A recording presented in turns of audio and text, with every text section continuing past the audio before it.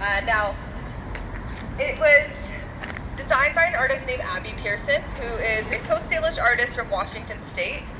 So the Coast Salish cultural group does span past the United States border. So before colonization, before the States and Canada existed for thousands of years, the Coast Salish culture group traded together and had ceremony, and then now we kind of have obviously have this border, and especially now it's closed.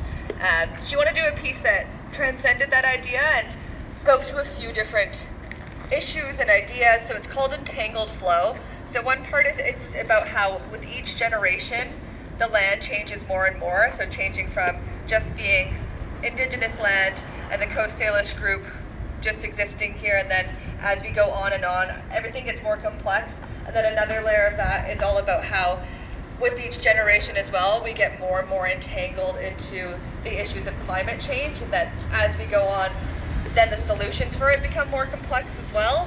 So that's the idea she was trying to unpack here in this one titled Entangled Flow. One of the themes for MuralFest this year was climate change.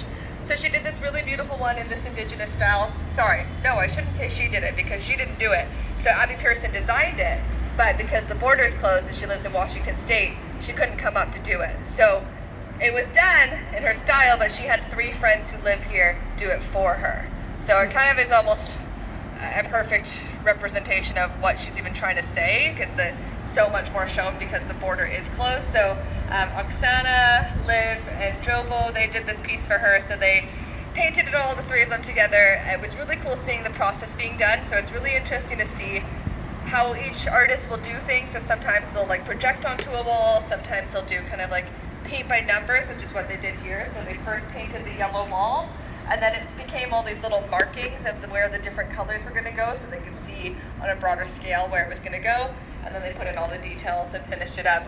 And Abby Pearson posted on her Instagram a big picture of this, and she said, "I'm so happy to see that my design has come to life in Vancouver.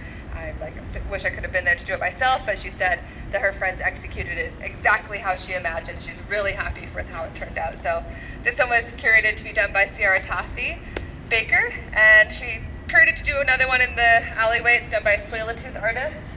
Go check it out.